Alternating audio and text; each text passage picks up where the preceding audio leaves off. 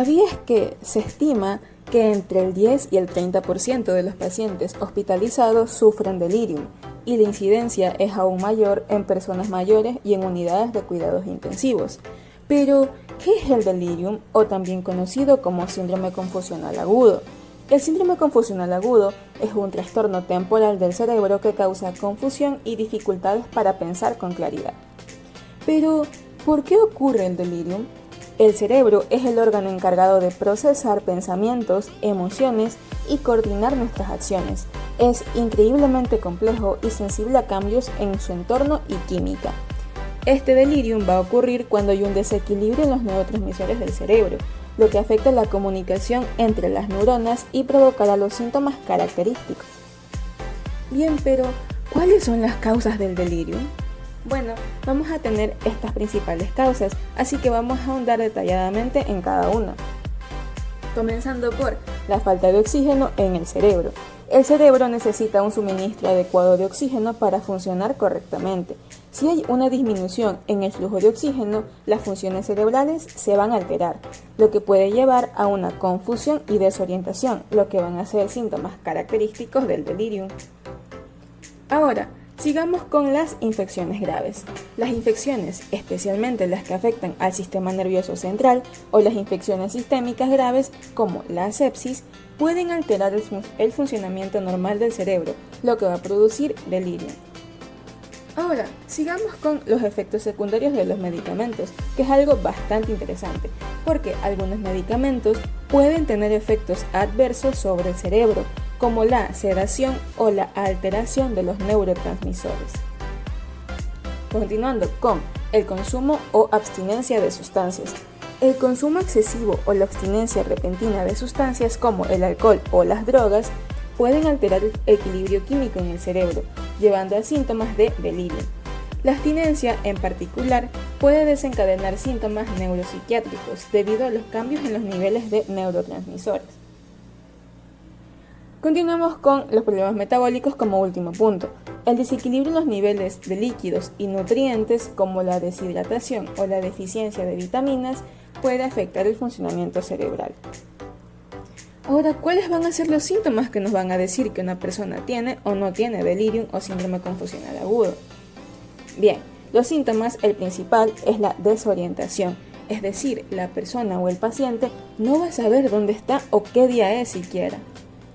Siguiendo por un cambio en su atención, es decir, va a ser una persona que se distrae muy fácilmente o tiene dificultad para concentrarse en algo. También van a haber alteraciones en el sueño, es decir, va a ser una persona que sufra de insomnio, es decir, que no pueda dormir por más que lo intente, o que también tenga muchísimo sueño, es decir, que no le baste con dormir, sino que quiera dormir aún más. Continuando tenemos las alucinaciones o ideas irreales, es decir, el paciente va a referir, ver, sentir o escuchar cosas que realmente no están ahí, pero esto de aquí se producirá por los cambios que están ocurriendo en su cerebro. Y por último vamos a tener cambios en el estado de ánimo. Todos estos síntomas que les he presentado pueden contribuir a que el paciente genere ansiedad, miedo o agresividad, porque en realidad no sabe lo que será real o no, y además se sentirá muy cansado o muy sobreestimulado. ¿Cuáles van a ser los tipos principales de delirium? Bueno, contaremos con 3. Vamos a empezar por el tipo hiperactivo. Esto de aquí se caracterizará por tener mucha agitación, inquietud y alucinaciones, es decir, será una persona que va a tener mucha energía y va a querer desfogarla de alguna u otra forma. O por el contrario, vamos a tener personas que son hipoactivas, es decir, que tengan mucha somnolencia, letargo o dificultad para responder. Es decir, el paciente va a tener muy poca energía y no va a poder realizar sus actividades cotidianas por tener sueño o por tener mucha somnolencia. Y por último tenemos el mixto, que va a ser una alternación entre hipoactivo e hiperactivo, es decir, puede que el paciente en un momento esté con mucha energía y puede que en otros momentos esté con muchísimo sueño. ¿Cuáles van a ser los tratamientos? Irónicamente, un paciente con delirium, su principal tratamiento no serán los medicamentos, sino que serán otros tipos de tratamientos en este caso. Por ejemplo, el principal es identificar y tratar la causa. Es decir, si el paciente sabe que hay algo que detona el delirio, tiene que evitarlo y también identificar qué es lo que lo está causando. Por otro lado, tenemos que crear un ambiente tranquilo y seguro. Esto más se basa en las personas de alrededor de la persona que está cursando con este delirium. Tenemos que estar siempre viendo que sea un ambiente tranquilo y seguro para ellos. Vamos a tener que evitar cambios bruscos en la rutina, ya que en algunas personas no están muy acostumbradas a tener un cambio tan brusco, entonces su sistema nervioso no va a tener una respuesta tan agradable. Y por último, ahora sí vamos a utilizar la medicación, pero solamente si es necesario y siempre tiene que ser bajo supervisión médica. Y la prevención. Bueno, ¿cómo vamos a prevenir tener un delirium? Principalmente manteniendo una buena hidratación y una buena alimentación, que es muy importante. También procurando fomentar un sueño adecuado, es decir, que el paciente o persona duerma lo que sea necesario y lo que necesite, más no lo que refiera que él está sintiendo como un sueño necesario. También evitar automedicarse, y esto es importante porque muchas personas se automedican, pero eso no está correcto.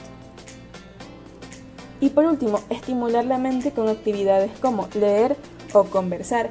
Parece que es algo bastante trivial, pero en realidad nos ayuda mucho con nuestro mantenimiento cognitivo.